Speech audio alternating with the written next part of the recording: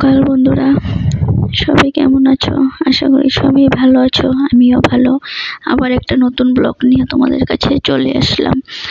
তো দেখো ব্লগটা, বিয়ে বাড়ি থেকে এসে কিছুটা কাপড় ধুয়েছিলাম, কিছু বাকি ছিল। তো আজকে সোনুর স্কুল বন্ধ, তার জন্য ভাবলাম এই কাপড়গুলো একবার ধুয়ে নেই। তারপর দেখো ব্যাগটা খালি করলাম। ওর পিসি কালকে রাতে ফোন করে বলছে যে বৌদি তোমার কাছে ব্যাগ আছে? আমি বলছি হ্যাঁ আছে। তো বাড়িতে যে ব্যাগটা নিয়ে গেল। এখন দেখো আমি এরপর কিছু ড্রেসিং টেবিলে গুছাচ্ছি, মানে কি বলতে আমি একটু পান খাচ্ছি। আবার চলে আসলাম এখানে সোনুর কাপড়গুলো, সবগুলো কাপড় দেখতে পাচ্ছ ঝুড়িতে রাখলাম। রেখে ঘরটা অল্প পরিষ্কার করে নিলাম, ঝুড়িতেই রাখবো, কেউ তো না হলে সোনুর কাপড়গুলো পাওয়া যায় না। তো এখানে কিছুটা আমারও কাপড় ছিল, ওই কাপড়গুলো আমি আলমারিতে রাখলাম।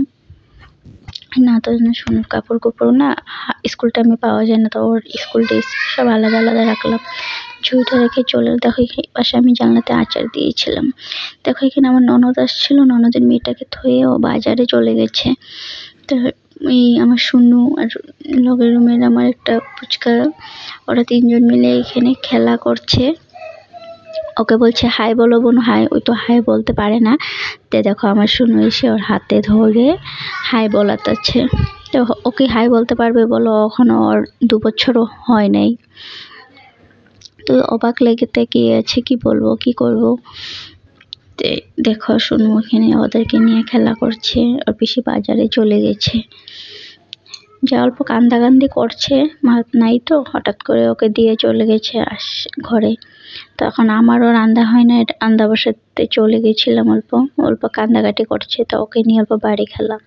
ওখানে চলে আসলাম। দেখো কাপড় কুপড় সব ধুয়েছি, তো এগুলো সব ভাঁজ করতে লাগছি। পেনগুলো জানো 3 দিন হয়েছে ধুয়েছি, তথাপি রোদ্দুর লাগে না, এই কারণে আজকে রোদ্দুতে দিলাম। ওখানে সব কাপড়গুলা গুছাচ্ছি, যেহেতু কাজ কি সোনুকে বলছি, সোনু দেখো সোনুকে ঘুমাতে বলছে, উৎপাত করছে।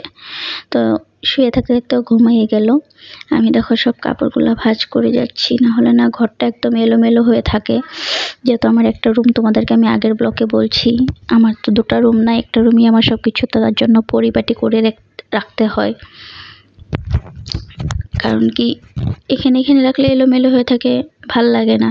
ফট করে মানুষও আসলে একটা রুমের মধ্যে অসুবিধা হয় না, তার জন্য আমি যখনই কাপড় তখনই ধুয়ে একবারে গুছিয়ে ধুয়ে রাখি আলমারিতে।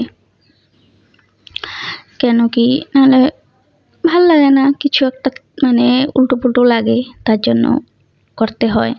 আর নাহলে সোনু তো আছেই, একটু যে আমি গুছিয়ে সামনেও থই, ও বলবো যে মা আমি এটা পরবো সেটা পরবো। তো ঘুমাতে ঘুমাতে ও ঘুমালো হয়ে গেল, আমারও মোটামুটি কাজগুলোও হয়ে গেল।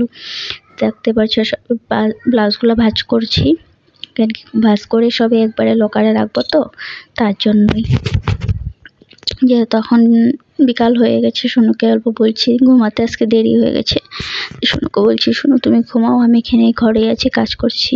দেখো দেখতে পাচ্ছ ওখানে আমি লকারে জানো তো পুরো হ্যাঙ্গার ফুল হয়ে গিয়েছে। তো একটা হ্যাঙ্গারে আমি আজকে 2টা শাড়ি রাখতে হলো, কেন কি তলে রাখারও জায়গা নেই, ফুল হয়ে গেছে। শাড়ি তো অত পরি না, তথাপিও কিনতে ভালোই লাগে, যত ওকেশন ছিল বিয়াতে, তার জন্য একটা শাড়ি কিনছি। তা আগের ব্লগ